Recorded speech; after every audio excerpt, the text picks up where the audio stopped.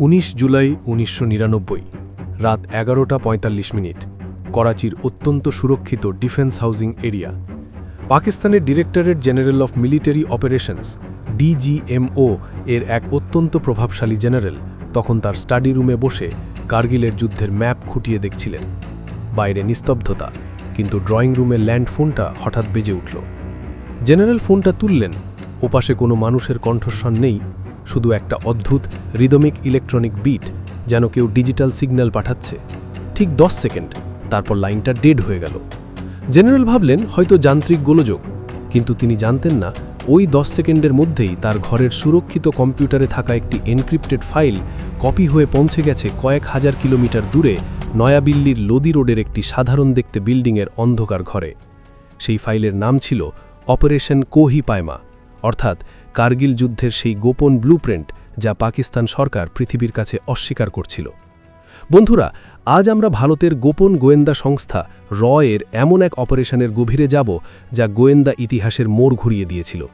এটি কোনো সংকলন নয়, এটি একটি একক যুদ্ধের গল্প, যে যুদ্ধটা সীমান্তে নয়, লড়া হয়েছিল করাচির বেডরুম থেকে লন্ডনের টেলিফোন এক্সচেঞ্জ পর্যন্ত। গল্পটা বুঝতে হলে আমাদের একটু পেছনে ফিরতে হবে। মে 1999। ভারত জানত না যে কার্গিলের পাহাড়ের চূড়াগুলোতে পাকিস্তানের নিয়মিত সেনাবাহিনী ঢুকে বসে আছে। ভারত ভাবছিল এরা সাধারণ অনুপ্রবেশকারী। কিন্তু এর প্রতিষ্ঠাতা আর.এন. কাও যে সংস্থাকে গড়ে তুলেছিলেন, তাদের কাছে একটা খবর আসছিল যা সাধারণ যুদ্ধের সংকেত নয়। এর এজেন্টরা তখন করাচি এবং ইসলামাবাদের ক্যাফেগুলোতে কান পেতে বসেছিল। তাদের কানে আসছিল এমন কিছু নাম যা ভারতীয় গোয়েন্দাদের কপালে চিন্তার ভাঁজ ফেলে দিল। কিন্তু প্রমাণ কোথায়? পাকিস্তান তো বুক ফুলিয়ে বলছে আমাদের কোনো সেনা ওখানে নেই। ঠিক এই সময় এর ডিরেক্টর অরবিন্দ দাভের টেবিলে একটি ফাইল আসে। তাতে লেখা ছিল এক দুঃসাহসিক পরিকল্পনার কথা। আমাদের এমন কিছু করতে হবে যা আগে কখনো হয়নি, আর এখান থেকেই শুরু হয় সেই শ্যাডো ওয়ার। 1999 এর মে মাসের শেষ সপ্তাহ। পাকিস্তানের সেনাপ্রধান পারভেজ মোশাররফ তখন চীন সফরে। তিনি সেখান থেকে রাওয়ালপিন্ডিতে তার second in command general Aziz খানের সাথে কথা বলছেন। লাইনটা ছিল অত্যন্ত সুরক্ষিত, কিন্তু এর টেকনিক্যাল উইং এক অসাধ্য সাধন করল। তারা সেই এনক্রিপ্টেড স্যাটেলাইট কল মাঝপথে ট্যাপ করে ফেলল। টানা কয়েক ঘণ্টা সেই কথোপকথন রেকর্ড করা হলো। মোশাররফ পরিষ্কার বলছিলেন কিভাবে তারা ভারতীয় সেনাদের বোকা বানাচ্ছে, কিভাবে তারা পাহাড়ের ওপর সাপ্লাই লাইন ঠিক রাখছে। এই একটি রেকর্ডিংই ছিল পারমাণবিক বোমার চেয়েও শক্তিশালী। এটি ছিল সেই অকাট্য প্রমাণ যা দিয়ে ভারত প্রমাণ করতে পারত যে পাকিস্তান সরাসরি যুদ্ধে লিপ্ত। কিন্তু সমস্যা ছিল অন্য জায়গায়। এই টেপটি যদি সরাসরি প্রকাশ করা হতো, তবে পাকিস্তান জেনে যেত যে ভারত তাদের সবচেয়ে সুরক্ষিত লাইন হ্যাক করতে পেরেছে। এর সামনে তখন এক কঠিন ধর্মসংকট, নিজের সোর্স বাঁচাবে নাকি যুদ্ধ জিতবে। ঠিক এই সময়ই করাচির সেই রহস্যময় ফোন কলের ঘটনাটি ঘটে।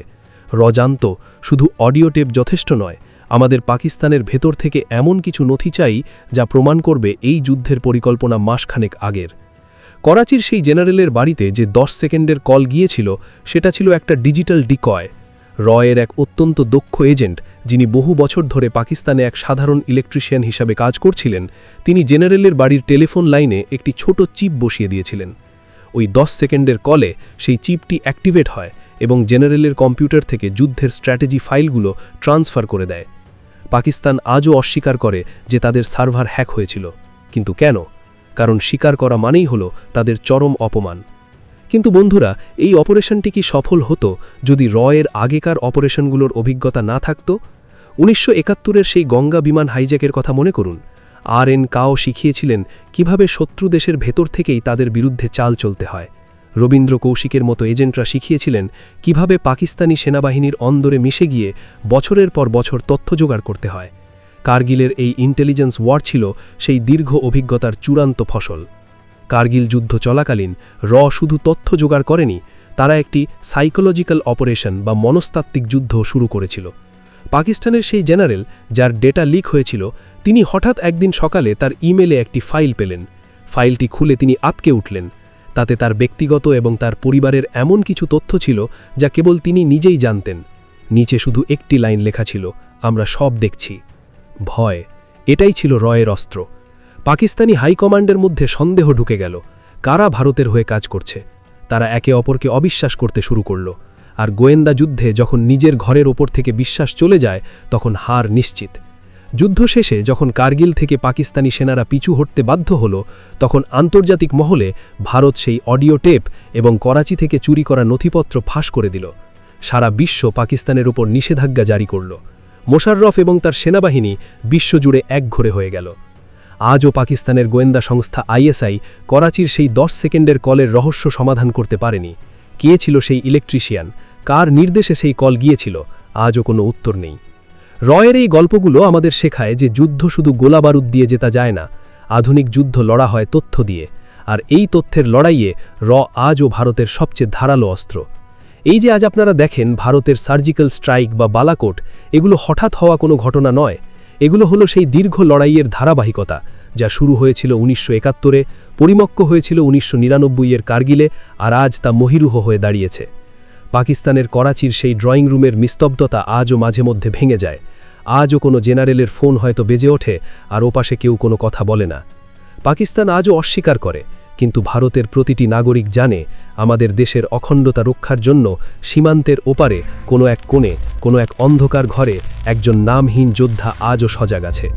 তিনি হয়তো আপনার পাশের কেউ, অথবা হয়তো তিনি আমাদের চিরশত্রুর ঘরের ঠিক পাশের ঘরে বসে আছেন। এটাই তাদের শক্তি।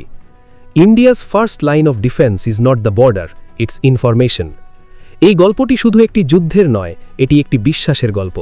যে বিশ্বাস নিয়ে ভারতের এই গোয়েন্দারা নিজেদের নাম পরিচয় বিসর্জন দিয়ে শত্রুর ডেরায় ঢুকে যান, যাতে আপনি এবং আমি শান্তিতে ঘুমাতে পারি।